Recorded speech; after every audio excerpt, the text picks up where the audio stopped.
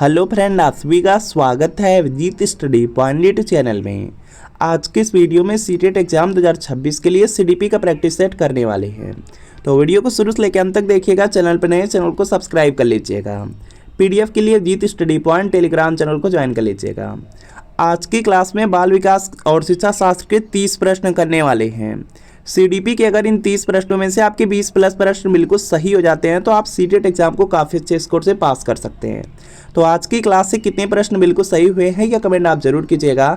और CTET exam आपका 6 सितंबर को होने वाला है। अच्छे से पढ़ेंगे तभी सीटेट एग्जाम को पास कर पाएंगे। तो आज की क्लास का आपका सबसे पहला प्रश्न है, जिन पियाजे के अनुसार एक शिक्षक का खालिस्तान और खालिस्तान होना बहुत जरूरी है। तो इसका देखिए आपको सही जवाब करना है।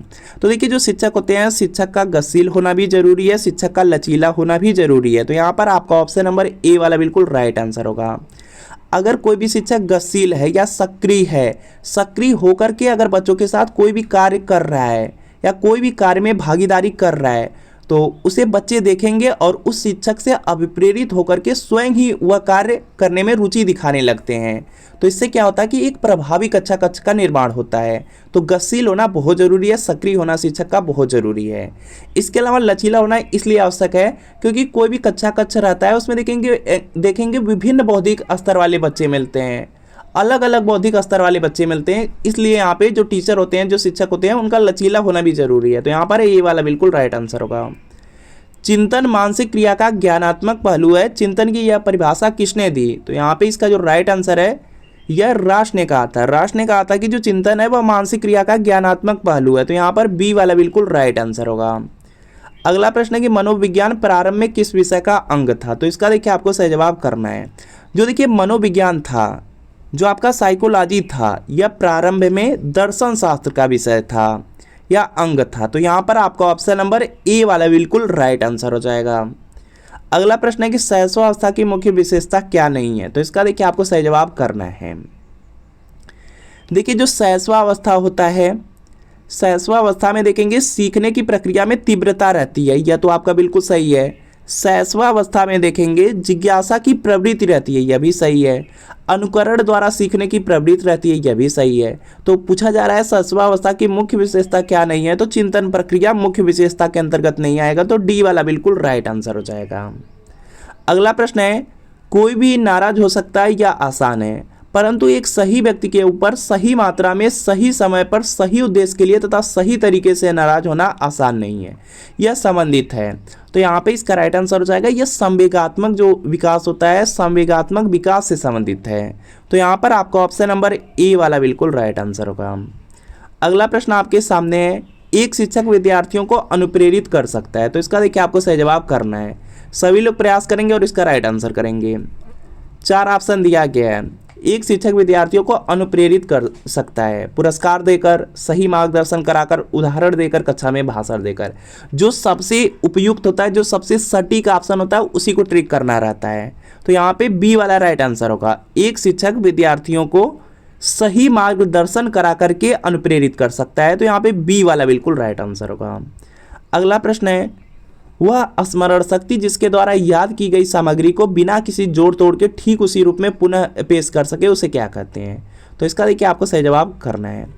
देखिए वह स्मरण शक्ति जिसके द्वारा याद की गई सामग्री को बिना किसी जोड़ तोड़ के ठीक उसी रूप में पुनः पेश कर सके, उसे क्या कहते हैं? तो उसको श्रेष्ठ स्मरण शक्ति कहा जाता है। उसको श्रेष्ठ स्मरण शक्ति कहा जाता है, मतलब सबसे अच्छी स्मरण शक्ति कहा जाएगा। तो सी वाला बिल्कुल राइट आंसर होगा। अगला प्रश्न है, किसके अनुसार कौशल अधिगम की प्रक्रिया 3 चरणों में होती है? संज्ञानात्मक, साहचर्यात्मक तथा स्वायत्त। तो यहाँ पे इसका राइट आंसर हो जाएगा फिट्स के अनुसार। फिट्स के अनुसार जो कौशल अधिगम है, अधिगम की प्रक्रिया है, वह 3 चरणों में होती है। पहला संज्ञानात्मक, दूसरा साहचर्यात्मक और तीसरा स्वायत्त। तो यहाँ पर आपका ऑप्शन नंबर ए वाला बिल्कुल राइट आंसर होगा। अगला प्रश्न आपके सामने है कि निम्न में कौन सा सीखने की शैली का एक उदाहरण है? तो यहाँ पे इसका राइट आंसर होगा चाक्षुष हो जाएगा। चाक्षुष इसका मतलब होता है जिसके बोध नेत्र से हो, मतलब जो आंखों से देखें।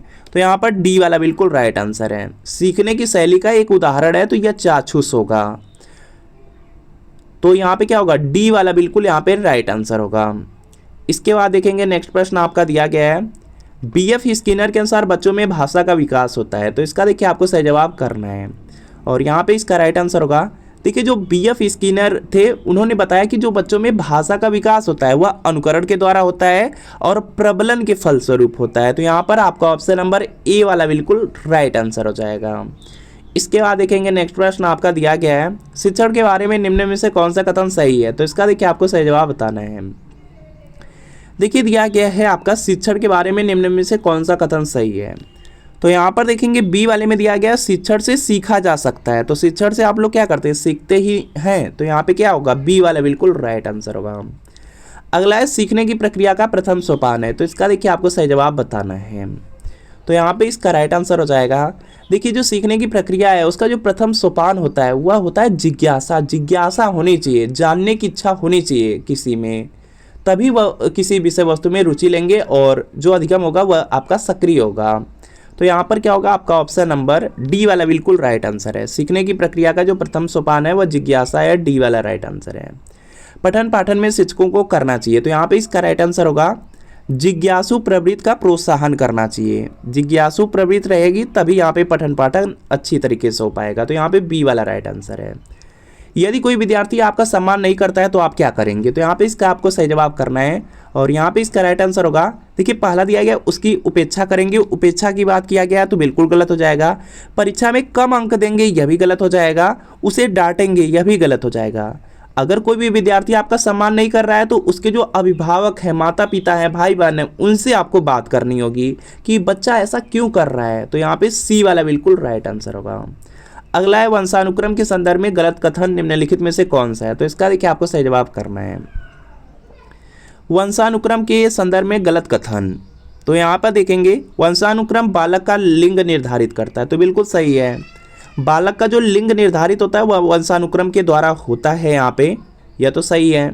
यह शारीरिक संगठन में महत्वपूर्ण योगदान देता है। जो शारीरिक संगठन होता है वह देखेंगे उसका जो उस पर जो इफेक्ट होते हैं, प्रभाव होते हैं, वो वंशानुक्रम का पड़ता है। जैसे माता पिता या नाना नानी दादा दादी होते हैं, उसी तरीके से यहाँ पे बच्चे भी कुछ न कुछ लक्षण दिखाई देते हैं शरीर में। तो यह भी आपका सही है। यह जुड़वा बालकों के जन्म में योगदान देता है। तो यह भी सही है। वंशानुक्रम की वजह से जो वंश होता है, वंशानुक्रम होता है, उसकी वजह से जुड़वा बालक में भी योगदान रहता है। तो यह भी आपका सही है। तो यहाँ पे डी वाला राइट आंसर होगा। वंशानुक्रम के संदर्भ में कौन यहाँ पे गलत कथन है।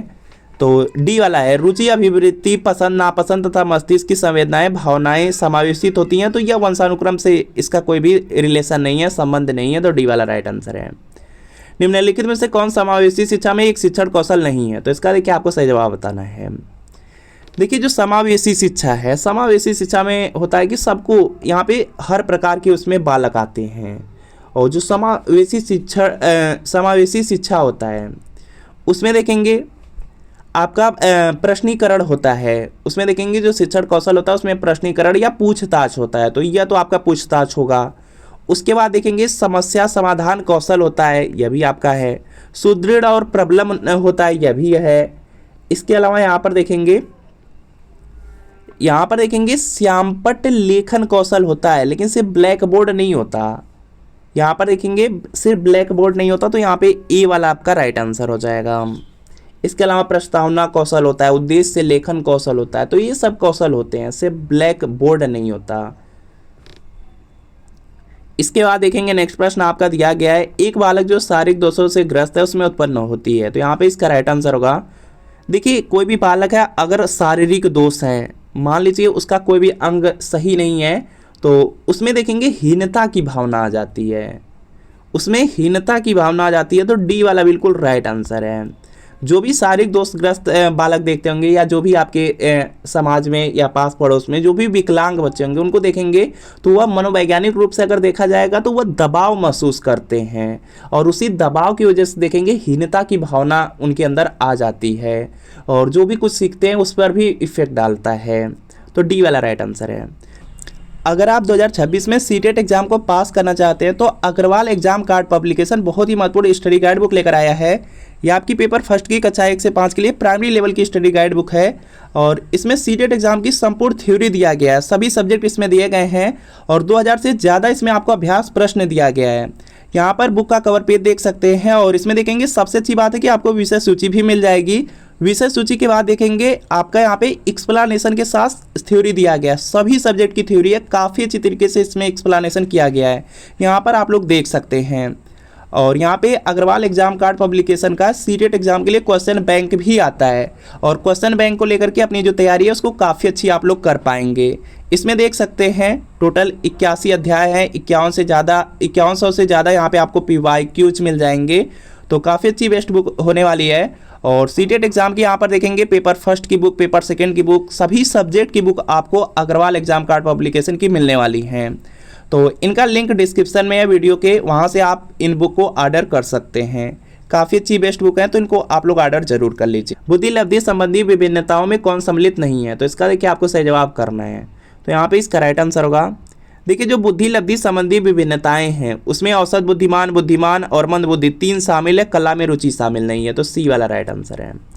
व्यक्तित्व समायोजन के लिए जिम्मेदार है, तो यहाँ पे इसका राइट आंसर होगा परा अहम।